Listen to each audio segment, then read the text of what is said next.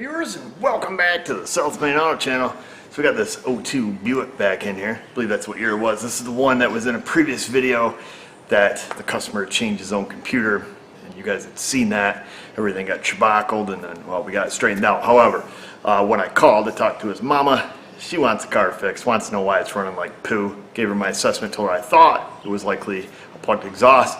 One more test, we can find out definitively. So she said, go ahead and do that. And also had mentioned that previous to this happening and having it at the other shop and all that, his engine light had been coming on. And from the best she could explain to me, it was for, you know, the gas cap. So I'm assuming it has some kind of evap codes that come up in it.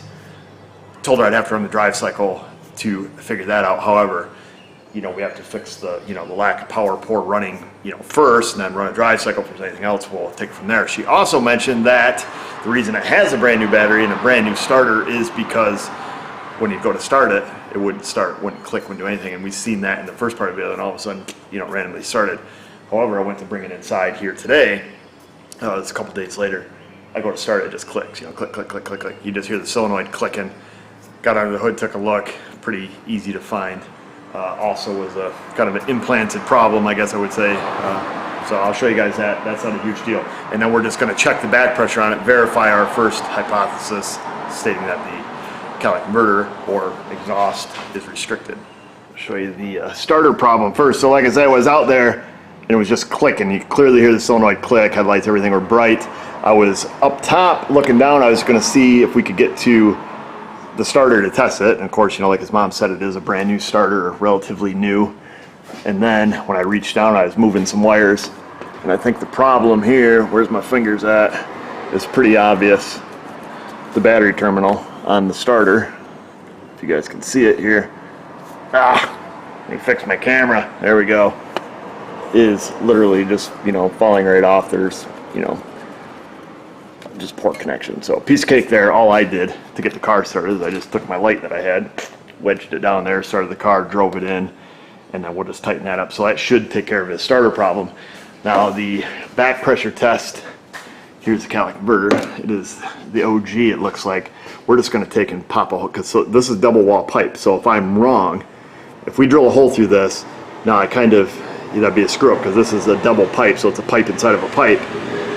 And they use that for, you know, like heat shield purposes. So what we're going to do is we're going to drill a tiny hole here and a tiny hole back here. That way, if I'm wrong, you just, you know, bzz, bzz with the welder and move on with life.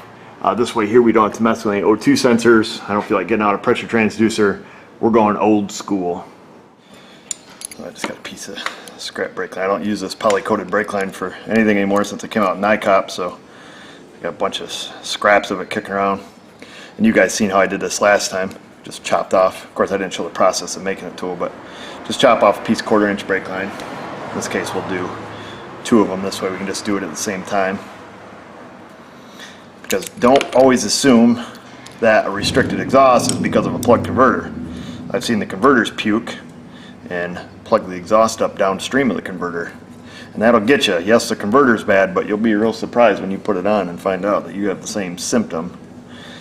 That's a tough phone call to have to make. So there's these. We'll sharpen them up a little bit, and then we'll drill a hole, beat them in, throw a pressure gauge on it. So always drill a hole where it's easy to fix. In this case, and also easy to, you know, install the tool. So we're going to go right here. Seems good.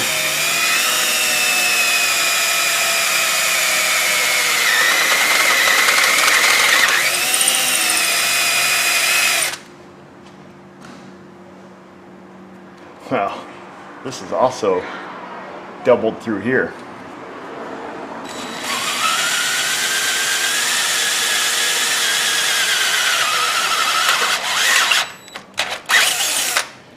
The catalyst material doesn't start until this seam right there, though. So, in case you're wondering, I did not realize that these were still doubled right through this area. Not a huge deal, but I'll get a hammer.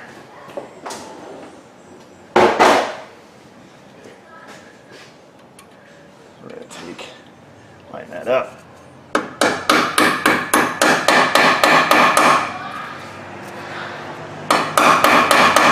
I should be tapped in far enough. Now, that'll be our test port. I'm going to do another one right at the back.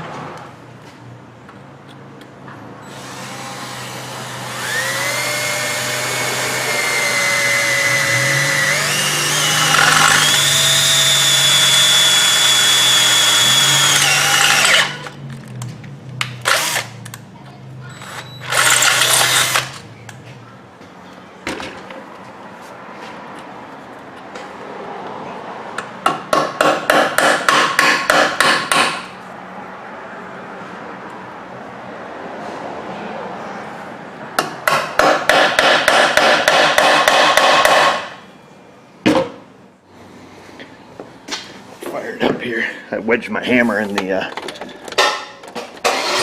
starter wire there just to try to hold it, because I got to unhook the battery to get up in there and tighten that thing up. Trying to hold that cable over. Oh yeah. Yeah, I really have to go any further than this. So yeah, we're idling about 1.5 pounds. Let's rev it up, see what happens.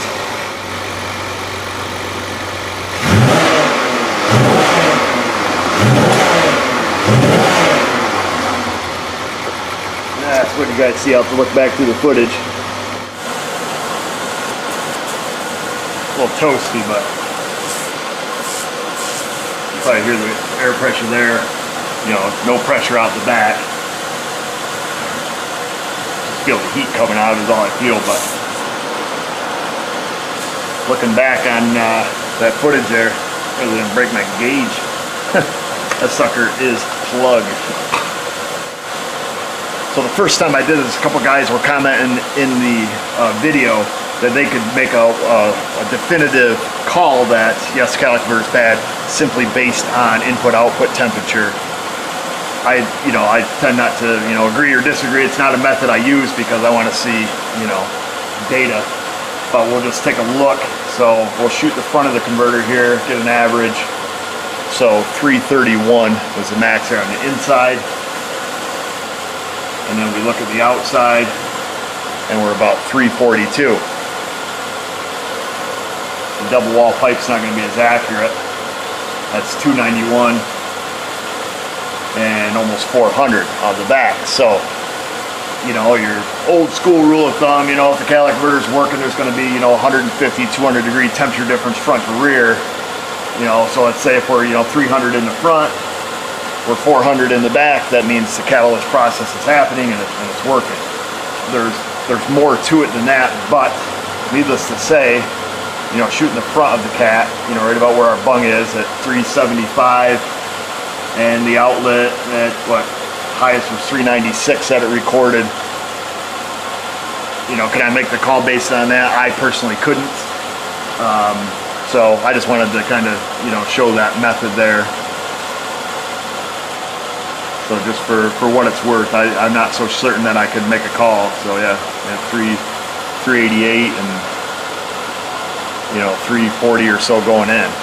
But is that good or bad? I don't know, but I know this is right.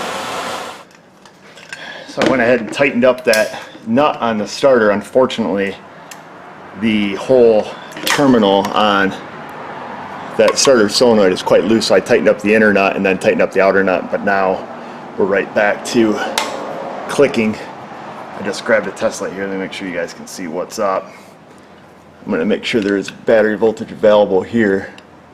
All right, try to start it, Vanessa. Hold it right in the crank position. Okay, so she's holding it in the crank position.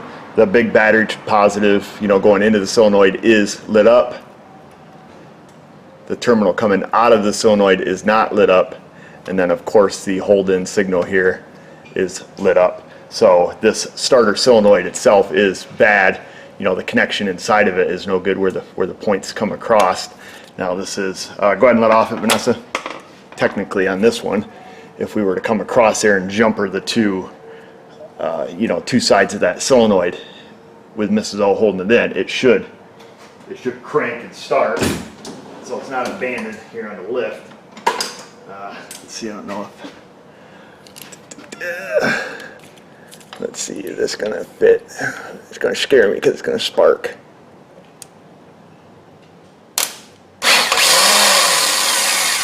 All right, Vanessa, hold the key on And when it starts, just let off the key, okay? Go ahead. So, all right, shut off. So I'm afraid that the battery terminal was loose on that solenoid for so long it broke inside the solenoid housing. Being that it's I guess a brand new starter, relatively new. I don't know if you can get that warranted or what, but it is what it is. Catalytic converter, and at this point, you know, starter solenoid, whatever he wants to do there. So time to make the call.